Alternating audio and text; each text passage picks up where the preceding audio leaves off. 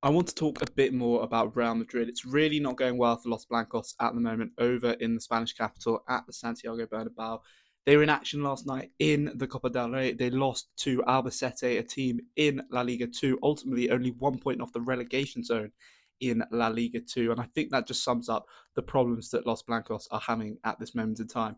So let's get into it. First and foremost, we must acknowledge that it was Arbeloa's first game in charge of the first team last night. He'd obviously been in charge of the Castilla team, their B team, since June 2025. So little under 8 months in charge of a B side. Now he's thrust into the limelight after they got rid of Xabi Alonso, having lost the Supercopa final against Barcelona on the weekend.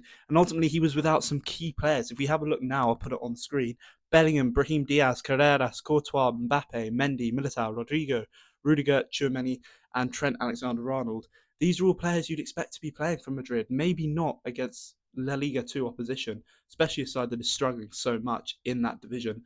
But it's really, really poor from Los Blancos, and it was a very, very poor showing. I mean, this is the lineup they put out last night. Still the likes of Valverde, Vinicius Junior, Huijsen, Gula, Garcia, both Garcias. Gonzalo Garcia's been on really good form recently.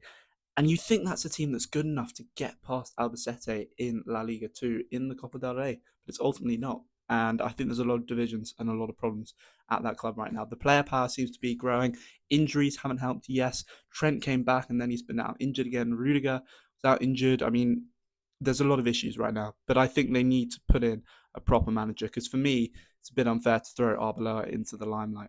Now, for me, there are two managers you go for. The first being Zinedine Zidane. Obviously, he's had two spells at the club as a manager, one as a player, but his first spell at the club as a manager between 2015 and 2018 was arguably one of the most successful periods a football club has ever had. Three Champions Leagues in a row, one La Liga, one treble. He was phenomenal, absolutely phenomenal. He obviously came back to do a job in the COVID season, didn't go so well there, but he knows the club inside and out. The only issue here is that we believe he is holding out for the France job.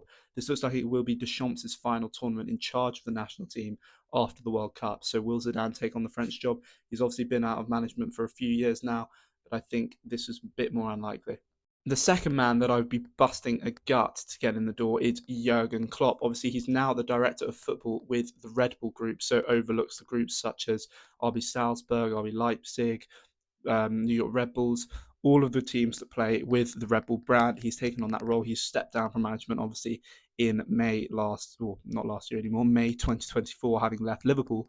But again, this is a man that's worked with top tier talent. He's won everything there is to win in the game. And he's done it with sides such as Dortmund, and then he's done it with sides such as Liverpool. So he's managed big clubs where the expectations are high and the atmosphere can get on top of some of the players. And he's worked with big egos as well, the likes of Salah, Mane, Van Dijk, knows how to control them, and I think he will be a perfect appointment.